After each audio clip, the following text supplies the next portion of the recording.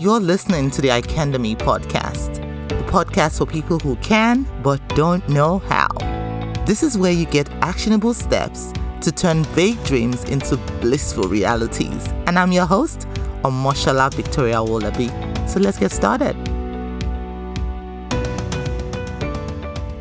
Do you ever think to yourself, I want to be able to impact lives, leave an imprint in this world, but you feel isolated, stuck, unclear on how to show up or get started? If you've answered yes to this question, I want to extend a very special invitation to you to join us on our upcoming workshop, the Courageous Confidence Workshop. This workshop is live, where we get to work together on that call so that you can crack the confidence code, awaken your inner giant, show up authentically, and attract your tribe. Head on over to offers.icandemy.org/courageous. Again, it's offers.icandemy.org/courageous. You'll find the links in the show notes below. Hey, welcome back to another episode of the Icandemy Podcast. I am delighted to be here. This is one thing that I do that just gives me so much joy, and I hope it brings you so much joy too. Now, I want to know, what are the things you have learned so far from all of these things that I've been sharing with you? Or what do you have to teach me that I can also learn from? Because I want to learn from you too. Head on over to www.icandemy.org to leave me a voice note. There's a tool on the website there where you can just record your voice. I love to hear from you. And just leave me a voice note. Teach me something, or let me know what have you learned so far from the podcast. Thank you so much for always coming back. I really, really do not take that for granted. Now, on today's episode, I want to discuss the essence of you. Yes. What makes you tick, right? What is that essence that you carry that makes you you? Now, if we're going to give a quick definition to what essence is the property or set of properties that makes an entity or substance what it is fundamentally, right? This is just a Google search of the word essence, and that is how the definition comes up, right? It is the property or set of properties that makes an entity or substance what it is, what it fundamentally is, and which it has by necessity, right? Without which it loses its identity. So what is that thing about you, that very thing about you, that is your essence? And there I tell you that our very essence first as a human being is the fact that we are spirits first that live in a body. And that spirit was created and is created in the image of God. However, we need to understand that because we live in a very physical world, that is not all there is to us. We actually should always operate from the metaphysical expressing into the physical. Now, if we are operating like that, then how do we continue to live as normal human beings? You don't want to be spooky, always living spiritual, right? When you live in a physical world, right? You don't want to be spooky and make people think, who's this weirdo, right? The truth is, we still are human beings living in the physical world, and we should never negate that. Instead, it's an advantage that gives us access to a duality of realms, like I explained in some episodes ago. If you haven't listened to that, just scroll down a little bit more and listen to that, right? The law of origin and territory, right, states that every creature functions in the terrain of territory from which it was created. So we were created from the earth, from dust, and that's why we live on earth, and we share similitudes with elements of nature, right? So if you look at your hair, it looks like the grass, right? If you look at your eyes, you cry. It comes in the similitude of an ocean. If you look at your bones, right, it looks like rocks. Your skin looks like soil. There are certain attributes that we share with nature. Why? Because we are made from the elements of this territory that we live in. Okay? Now, our very essence, right, however, is not the physical thing that we see. Our essence is in our spirit. And for any creature to survive in its environment, right? We must, at every point in time, stay connected to the dimensions of who we are. So, number one, because we've established and we know that we are spirit first, therefore, we must always stay connected to our source, who is God. Okay? The second aspect is because we are made from the elements of nature, we must always stay connected to nature. What do I mean by that? If you decide, you know what, I'm tired of this earth, I don't want to stay here anymore, I'm just going to pack up my things and go live in the stratosphere. Love, that would be good, except you will not make it there for longer than a few hours, maybe, if you have the right equipment. Or you decide, you know what, I'm just done with all of this earthly people. I'm just going to go live inside the ocean. Okay, maybe 1 hour max and you'll be dead, right? Because at the end of the day, you were not designed to live in that environment. So we must always make sure we are connected to the essence of who we are in both dimensions. One, you are always connected to God. Two, you are connected to nature, to the elements that makes you you. And how do we know that we are connected? What are the signs that shows that we are connected? Number one, an awareness of your limitations. Number one, you need to understand at every point in time, no matter how brilliant you are, that you are also human and you are mortal. That awareness of our limitation brings humility into our lives. Because the moment we start to think, we're so great, we're so brilliant, which is true, without that awareness that we are also limited in terms of 1 minute you're here and the next minute you can be gone. Whiff, just like the wind, you're gone. That awareness of our limitation actually brings humility into our lives. Okay, family, let's face it. We've all felt pain. We've suffered the losses. You know what it's like to want something so bad, but not see a path to its accomplishment. The question, however, is, do you know how to pick yourself up and move on despite what has happened? This is what I share with you inside of my new book, Good Medicine for the Crushed Spirit, a practical guide to helping you find purpose when adversity strikes. Inside this book, you will find personal stories, relatable biblical tales, and anecdotes that prove you are never alone in your despair and will inspire you to turn pain, discomfort, disappointment, or setbacks into something positive that works for you.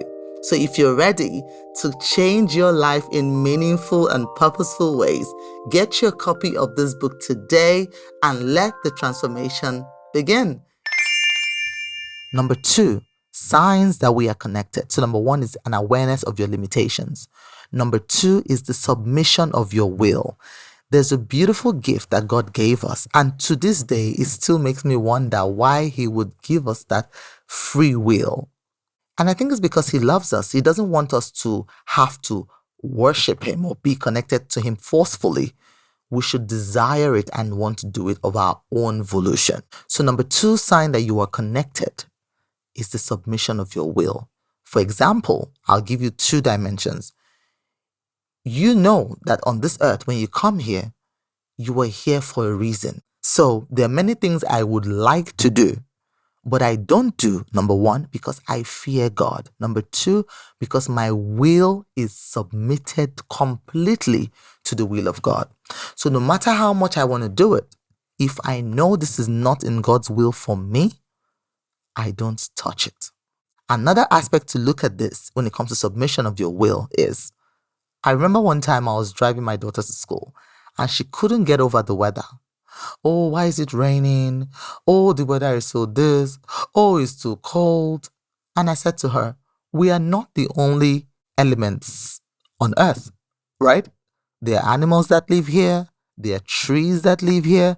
And the way God looks after us, He also looks after His other creations as well. So the trees need water to grow. That's why He sends the rain. So if you don't like the weather, suck it up. Submit your will. Because the trees today, maybe it's just the trees turn today to enjoy the blessings of the rain from God. right? So that they don't die. Because these trees work hard to constantly clean up the carbon dioxide that we release and give us oxygen. So they need to be taken care of. So it could be snowing, raining. Just know, submit your will. We have no control over the weather. So it's pointless trying to fight it. The same way, we have no control. You may think you have control over your life, but I'm telling you, you have no control over your life.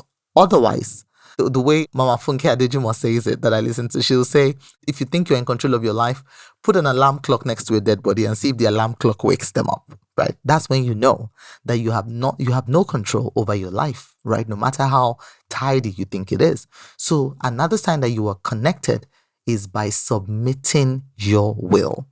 Number 3, confidence. You are confident in who you know you are, right? That's another sign that you're connected because you are confident. You know who you are. You know what you're here for. You know where you're going. Number 4 sign that we are connected is joy. You are joyful, right? You're joyful. Now, it's different from being happy. You may not be happy all the time, but we should always remain joyful, right? Number 5 is discernment. You're able to discern. You can tune inside yourself and listen to the silence that speaks loud within you. Number 6 sign that we are connected is purpose. You have a sense of purpose. You know why you're here. You know you're going somewhere. Number 7 is results. You have the evidence of an awareness of limitation, submission of your will, confidence, joy, discernment, and purpose in everything that you do. Those results will speak for you. Now, what are the signs that you are not connected, right? Since I've just talked about this, now what are the signs that you are not connected? Number 1 sign that you're not connected is an unhealthy sense of pride, right? An unhealthy sense of pride. You think you are all that in a bag of chips, not understanding that you are still limited as a man, right? Number 2, rebellion. When we rebel against the will of God for our lives by deciding we're going to have it our own way and removing God literally out of the equation. Like sometimes I wonder how people who, I was asking a colleague of mine one time at work, he doesn't believe in God. He just wakes up. I'm like, I don't understand how you wake up every day and you just do life without God. And he says, I don't care. It doesn't really bother me. I just, all that is, stories. And I'm fascinated by such people, because I really don't know what gives them the confidence, I wouldn't even dare live a day without God with me. It's a scary thing for me, right? So I don't know how people do it. So number 2 sign that you are disconnected from the essence of who you are is rebellion. Number 3 is worry. You are constantly worried. You're fretting. You can't rest. Number 4 is depression and anxiety. That's another sign that you're disconnected from the source of who you are. Number 5 is ignorance. You don't care to learn more. You just bask in ignorance. Number 6 is confusion. You're always confused. You're not certain about where you're going. You don't know what your purpose is on earth. Number 5 is stagnation. You feel stuck. You feel like you're not moving forward. You're not moving backwards. You're just stuck. Now, these are not bad things. They're just signs that you are disconnected from the essence of who you are. And if I'm going to be totally transparent with you, there was a time in my life where I experienced all of these things I've just listed to you. Unhealthy pride, rebellion, worry, depression and anxiety, ignorance, confusion, stagnation. Not all at the same time, but at some point in my life, I have been in one of these boats. And every time I sense this, I know it's time to get back to the essence of who I am. Who is God? God our Father in heaven, right? So that is why it's important that we know what the signs are so that we can look out for them and catch ourselves so that we can get back to the essence of who we are. It is such a beautiful thing. Whenever we are in constant connection with our source, we are aware of our limitations. We submit our will. We are confident in who we are. We are joyful. We have the discernment. We know what our purpose is, and we constantly are working and bringing in those results. Thank you so much for listening. Let me know what you learned from this episode. Head on over to www.icandemy.org and share your thoughts with me. And if that's not your jam, that's fine too. Send me an email to hello@icandemy.org And just let me know, what did you take away from this lesson? How many of these signs have you noticed in your life? I'm curious to know. And don't forget, our next Courageous Confidence workshop is coming up soon. I'm super excited because the last one was fire. Head on over to offers.icandemy.org/courageous to get signed up. And I can't wait to talk to you again soon. And until then, keep on shining. This episode is sponsored by our very own Mogul Mindset Training. Are you ready to embrace new experiences, see opportunities where you thought there was none, and totally surprise yourself? Because you can by unleashing the power of your mind. Mogul Mindset System is a 5-step system that helps you retrain your mind to work with you and not against you, so you can awaken your inner giant, 10x your impact, your income, and become truly unstoppable. The truth is, you, my friend, have a superpower, your creative genius. And I'm here to make that power multiply manyfold so you can get past fear, self-doubt, and finally start working and thriving in your life and business. Ready to unleash your superpowers?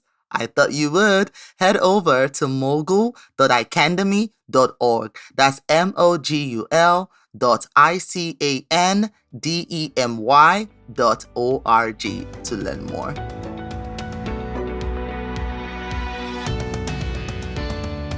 So there you have it. Thank you so much for listening. And for more content like this, follow us on our social media handles.